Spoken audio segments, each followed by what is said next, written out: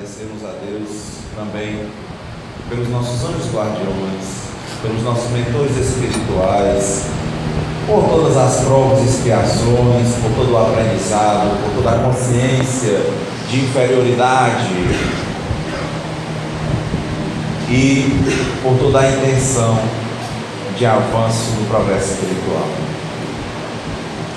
Evangelho segundo o Espiritismo, capítulo 17, item 9. Os superiores e os inferiores. O capítulo 17 é sede perfeitos. A autoridade, da mesma forma que a fortuna, é uma delegação da qual serão pedidas contas àquele que dela se acha investido. Não creiais que ela lhe seja dada para lhe proporcionar o vão prazer de comandar, nem assim como creem falsamente a maioria dos poderosos da terra, como um direito, uma propriedade. Deus, entretanto, lhes prova suficientemente que não é nenhuma nem outra coisa, uma vez que lhes retira quando isso lhe apraz. Se fosse um privilégio ligado à sua pessoa, ela seria inalienável. Ninguém pode, pois, dizer que uma coisa lhe pertence quando lhe pode ser tirada sem seu consentimento. Deus dá à autoridade o título de missão ou de prova quando isso lhe convém, e a retira da mesma forma. Todo aquele que é depositário da autoridade, de qualquer extensão que ela seja, desde que o Senhor sobre seu servo, até o soberano sobre seu povo, não deve se dissimular que tem encargo de almas. Ele responderá pela boa ou má direção que tiver dado aos seus subordinados, e as faltas que estes poderão cometer, os vícios a que serão arrastados em consequência dessa direção, ou de maus exemplos que recairão sobre ele, enquanto que recolherá os frutos da sua solicitude para conduzi-los ao bem. Todo homem tem na terra uma missão pequena ou grande, qualquer que ela seja, é sempre dada para o bem. É, pois, nela falir, falseá-la em seu princípio. Se Deus pergunta ao rico: que fizeste da fortuna que deveria ser em tuas mãos uma fonte, espalhando a fecundidade ao teu redor? Ele perguntará àquele que possui uma autoridade qualquer: que uso fizeste dessa autoridade? Que mal detiveste? Que progresso fizeste? Se eu te dei subordinados, não foi para fazer deles escravos à tua vontade, nem os instrumentos dóceis de teus caprichos e da tua cupidez. Eu te fiz forte e te confiei os fracos para os sustentar e os ajudar a subir até mim. O superior, que está compenetrado das palavras do Cristo, não despreza a nenhum daqueles que estão abaixo de si, porque sabe que as distinções sociais nada instituem diante de Deus. O Espiritismo lhe ensina que, se o obedecem hoje, puderam lhe comandar ou poderão lhe comandar mais tarde, e que então será tratado como os tiver tratado ele mesmo. Se o superior tem deveres a cumprir, o inferior os tem de seu lado e não são menos sagrados. Se este último é espírita, sua consciência lhe dirá, melhor ainda, que deles não está dispensado, mesmo quando o seu chefe não cumprisse os seus, porque sabe que não se deve redistribuir ou retribuir o mal com o mal, e que as faltas de uns não autorizam as faltas de outros. se sofre em sua posição, diz a si mesmo que, sem dúvida, a mereceu, porque talvez ele mesmo abusou outrora de sua autoridade e deve sentir a seu turno os inconvenientes daquilo que fez os outros sofrerem. Se está forçado a suportar essa posição na falta de achar uma melhor, o Espiritismo lhe ensina a nela se resignar, como sendo uma prova para a sua humanidade, para a sua humildade, necessária ao seu adiantamento. Sua crença o guia em sua conduta, age como quereria que seus subordinados agissem para com ele se fosse chefe. Por isso mesmo, é mais escrupuloso no cumprimento de suas obrigações, porque compreende que toda negligência no trabalho que lhe está confiado é um prejuízo para aquele que o remunera e a quem deve seu tempo e seus cuidados. Numa palavra, ele é solicitado pelo sentimento do dever que lhe dá a sua fé, e a certeza de que todo desvio do caminho reto é uma dívida que será preciso pagar, cedo ou tarde. François Nicolas Madeleine, Cardeal Merlot, Paris, 1863. Bem, quem está vindo ao centro pela primeira vez? Quem está visitando um centro espírita a primeira vez? Quantos? Bom, primeiro explicar rapidamente que o Allan Kardec não reescreve o Evangelho, tá? Então, um dos 5 livros básicos do Espiritismo, né? O Livro dos Espíritos, o Livro dos Médiuns, o Céu e o Inferno, a Gênese e o Evangelho segundo o Espiritismo, esses livros o Kardec sistematizou, ele é o codificador, porque ele sistematizou perguntas, mandava para diversas mesas e vinham as respostas que batiam como verdadeiras, ele sistematizava e colocava no que a gente chamou o Pentateuco básico, 5 livros básicos da doutrina espírita. E o Evangelho traz algumas passagens bíblicas do Novo Testamento que são comentadas pelos Espíritos. É por isso que quando a gente terminou a leitura, a gente lê os nomes, né, do comentário de que espíritos assinaram esse comentário, que foram François Nicolas Madeleine e o Cardeal Merlot em Paris em 1863. Tá?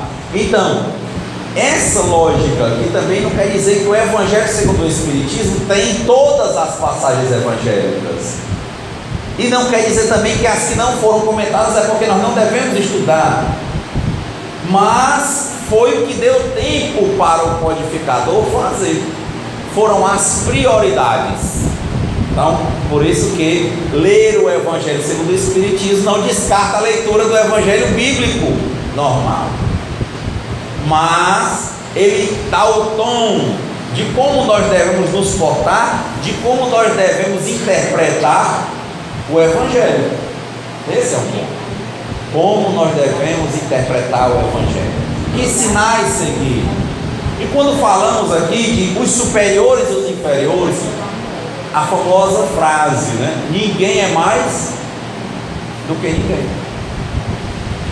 Ninguém, inclusive, é mais perfeito.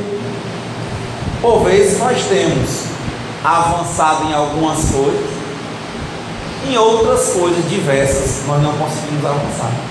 Por vezes nós conseguimos, por exemplo, perdoar alguém ou não julgar alguém, nos sentimos bem porque não julgamos ou perdoamos. Mas quando dizem ou aparecem, melhor falando, outras pessoas, nós mesmos que tivemos facilidade de não julgar e de perdoar outras nós não conseguimos. Então, no padrão perdão, nós não podemos dizer que já avançamos o suficiente. Por isso que há uma lei do eterno progresso, é uma lei natural. Então todos nós estamos avançando. Na mesma perspectiva, é que o Evangelho, ele é para ser feito por cada pessoa. Então ele não é uma crítica a ninguém, ele é uma reflexão a quem o lê ou a quem o escuta. Eis o primeiro ponto. Então, quando ele diz que você tem uma autoridade, não é porque você é superior e o outro é inferior. Não há saber maior, como dizia o Paulo Freire, ou saber menor, mas há saberes diferentes. Tem uma passagem, inclusive, que um barqueiro que conduzia pessoas por um lago muito profundo, né, e longo, né, de extensão, o barqueiro era analfabeto e ele vinha lá conduzindo aquelas pessoas no mar. E entraram 2 doutores acadêmicos, começaram a conversar os doutores e não participavam nada ao barqueiro. E foram falar com ele, quiseram entrar em alguma, demorando, né, levando com os remos, e perguntaram algumas coisas de pessoas letradas, e ele respondeu que não sabia ler, nem sabia escrever, e também, consequentemente, nunca tinha lido um livro.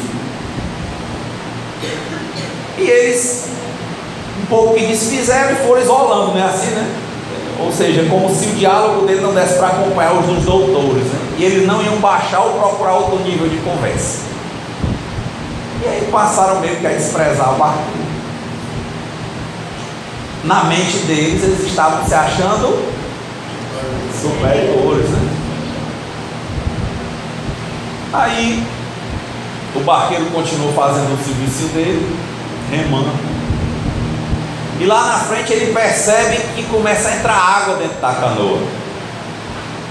E ele olha para as pessoas tranquilamente e diz: pessoal, se preparem que infelizmente o barco está com um furo, está afundando, e nós vamos ter que nadar para chegar à outra margem. Aí os doutores disseram: mas nós não sabemos nadar. E fica a grande pergunta: nessa história, quem é que vai sobreviver? Não há saber maior, nem saber menor. Há saberes diferentes. Ninguém é mais. Você reencarna com uma programação. Estou lendo inclusive um livro muito bom, chama-se Libertação. Quem é do grupo, eu estou colocando vez por outra alguns trechos do livro. E eu coloquei um caso lá do Gregório, para vocês, eu dizendo: olha pessoal, lembra que a gente sempre fala de programações? Alguém chegou a ler no grupo, né? Lembra? Diz: olha, o Gregório, mais de 50 anos sendo chefe de falanges, e ele estava sentindo um tédio.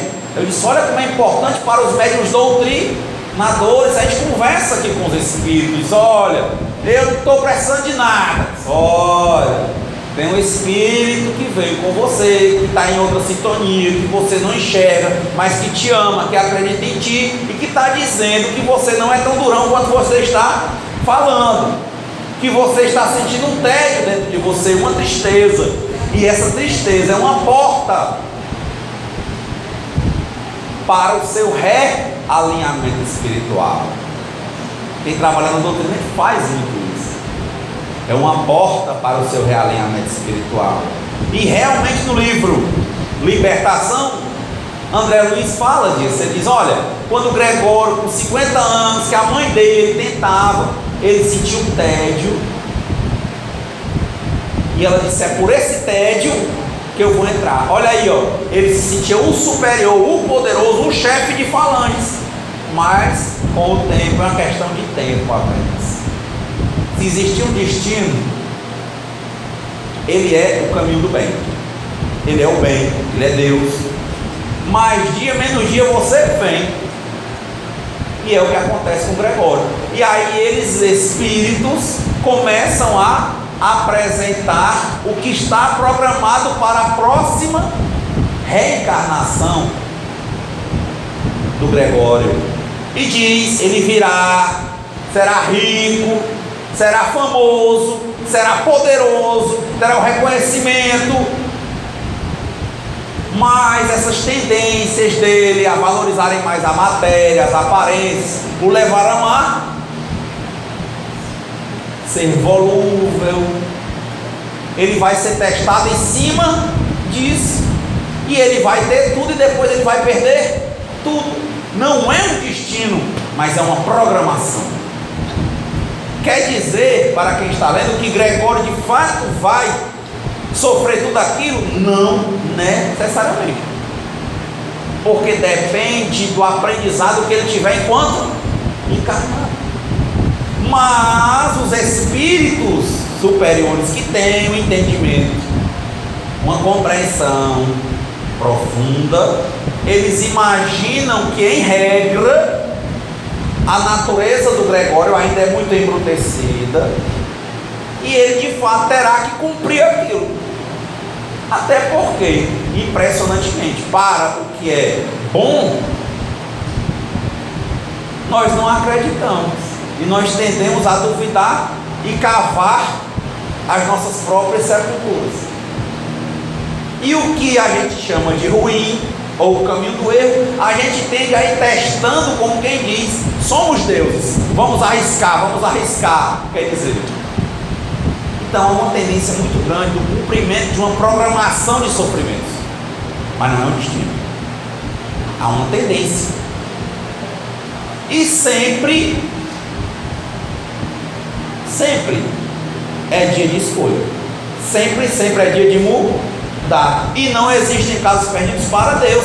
Na programação também não está dizendo que, se o Gregório quiser retomar a vida dele em aprendendo com as dores, ele não possa progredir novamente, porque a superioridade não é o bem material, a superioridade é a grandeza espiritual.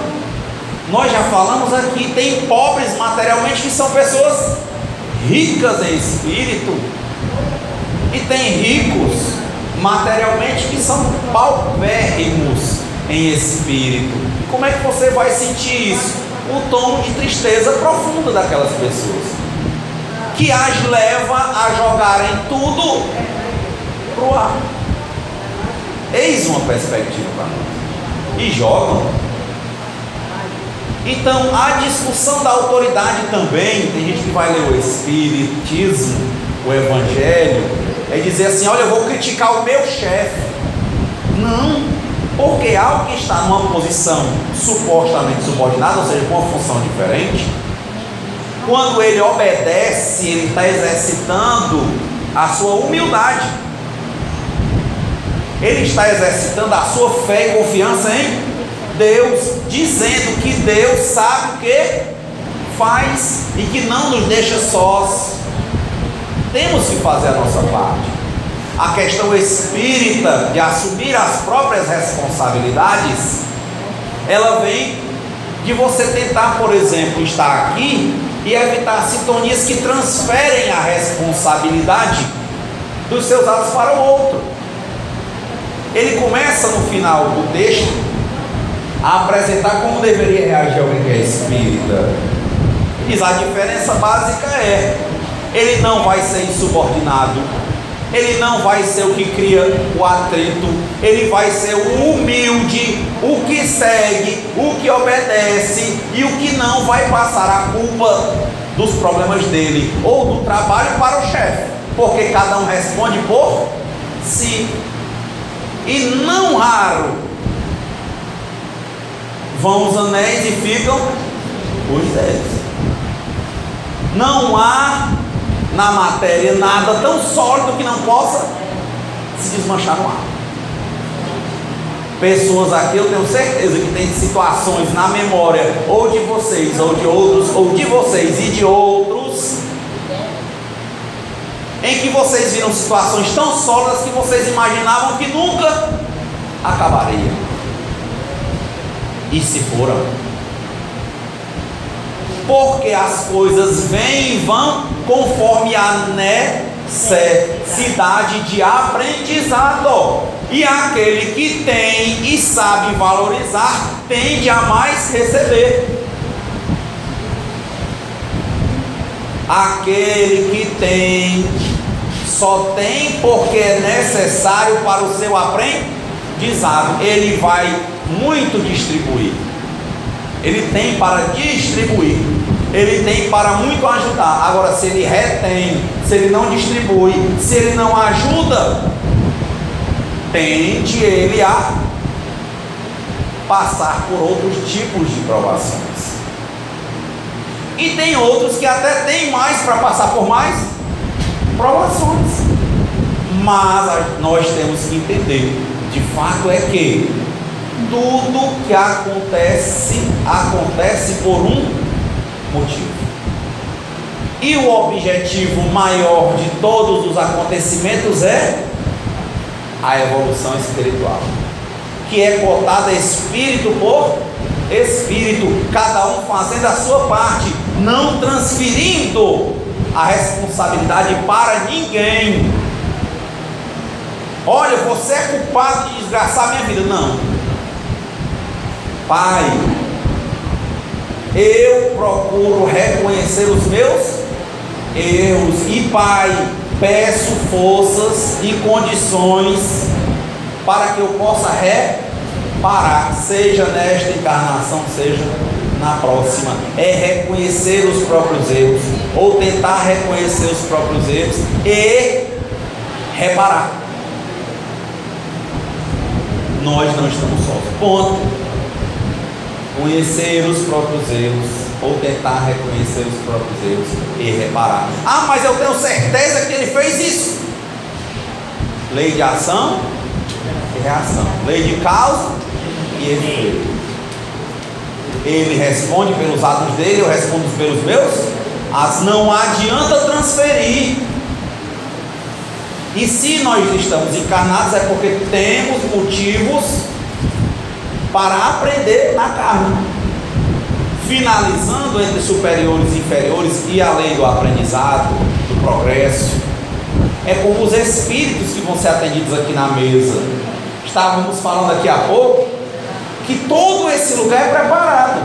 Então a gente não fica aqui, não é uma mesa de jantar, é uma mesa que está sendo preparado fluido para cada pessoa que vai sentar, que lá naquela sala de passes tem um preparo, que na sala de atendimento de saúde tem um preparo, que o mentor, o dirigente, ele recebe orientações, que essas cadeiras têm um espaço, que onde vocês estão tem filas e atendimentos espirituais que nós não estamos enxergando, que lá fora tem outros espíritos impedindo, espíritos que vierem eventualmente bagunçar o trabalho do centro, não entram.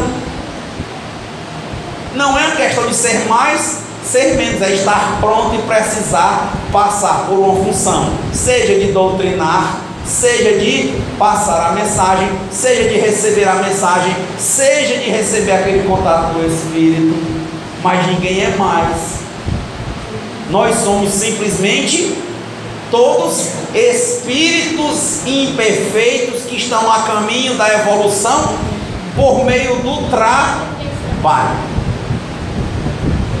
E o trabalho, como dizia Zildo, sobre o trabalho, muita paz.